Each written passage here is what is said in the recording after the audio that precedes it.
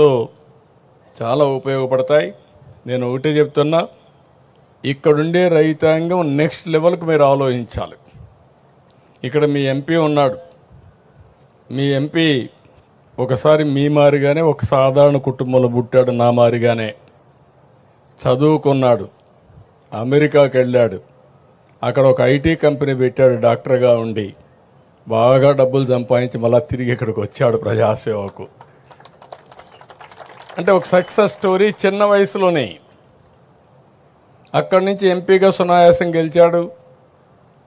కేంద్రంలో double engine సర్కార్ వచ్చింది, మనకు అవకాశం వచ్చింది, ఆయనకు కూడా జాక్ పాట్ వచ్చింది. ఒక మాటలో చెప్పాలని ప్రజాసేవ చేయడానికి ఇంత తొందరలు ఇవి రావు. అది మీ ఎంపీ కావడం మీ అందరి అదృష్టం. అది కూడా చెప్తున్నా, గుర్తుపెట్టుకోవాలి. ఇక్కడ మీ ఎంపీ లెవెల్ హెడ్గా ఉన్నాడు, చేయాలని తపనుంది, డెవలప్మెంట్ చేయాలని తపనుంది, ప్రపంచాన్ని చూశాడు, దేశంలో మంత్రిగా ఉన్నాడు. ఆయనకు కూడా చెప్పా, ఎక్కువ సమయం స్పెండ్ చేయండి.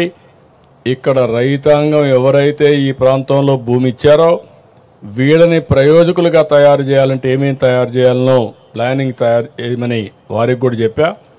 నేను ఇంకొక మాట కూడా చెప్పాను, ఎక్కడ పోయినా మిమ్మల్ని గురించి ఆలోచిస్తాను. ఒక ఉదాహరణ, ఎస్ఆర్ఎం విట్టుకు చెప్పాను. నేను ఎప్పుడు చెప్పేవాడిని, ఒకప్పుడు హైదరాబాద్లో మీరు చూస్తే ఎక్కువ భూమి పేదవాళ్ళకు ఉండేటివి. నేను పదే చెప్పేవాడిని, మీరు భూమి అమ్మద్దండి, అమ్మేస్తే తక్కువ జరగబోతుంది, దీని విలువ పెరుగుతుంది, మీరు పెట్టుకోమని చెప్పేవాడిని. కొంతమంది సరే అవసరాలు లేకుండా తెలియని తరం కూడా ఉండి అమ్మేవాళ్ళు. అమ్మితే డబ్బులు వస్తే ఏం చేయాలో తెలిసేది కాదు. అంత మునుపు 50,000, 30,000, 10,000 రూపాయలు అమ్మే ఎకరా 4 కోట్లు 5 కోట్లు అమ్మితే ఆ డబ్బులు ఎక్కడ పెట్టుకోవాలో తెలిసేది కదా. అప్పట్లోనే గోని సంచుల్లో పెట్టుకునేవాళ్ళు. నేను ఎప్పుడూ ఎగ్జాంపుల్ చెప్పేవాడిని, వీళ్ళంతా నేరుగా 5 స్టార్ హోటల్ పోయి కాస్ట్లీయెస్ట్ విస్కీ పేరు తెలియదు కానీ ఆ హోటల్లో ఉండి విస్కీ తాగాలనేవాళ్ళు. అప్పుడు నేను ఇవన్నీ మళ్ళీ చెప్పేవాడిని. ఇక్కడుండే మీకు కూడా చెప్తున్నా, దుర్వినియోగం చేయొద్దండి. అమరావతి రైతాంగం అంతా మీరు మీ పిల్లలు ఆలోచించండి. అందరం సాధారణ కుటుంబాలను పుడతాం.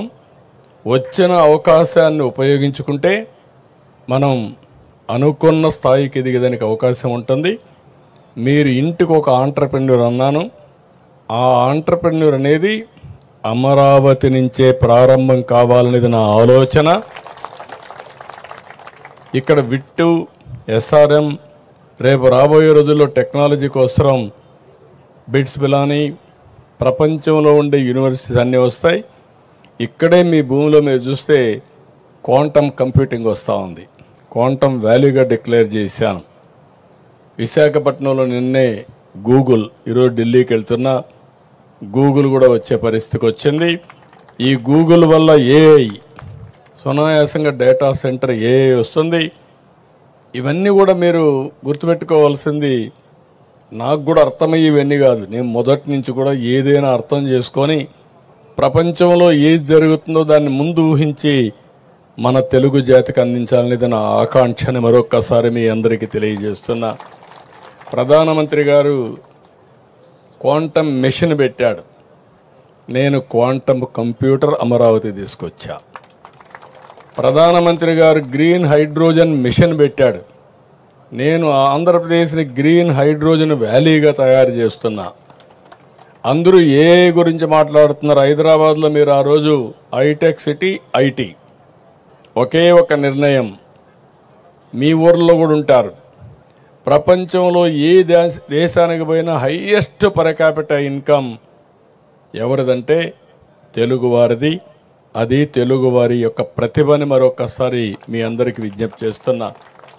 ఇప్పుడు అయిపోయింది, డేటా సెంటర్, లేకపోతే క్వాంటమ్ కంప్యూటర్, ఇంకొక పక్కన ఎక్కడికక్కడ ఆర్టిఫిషియల్ ఇంటెలిజెన్స్.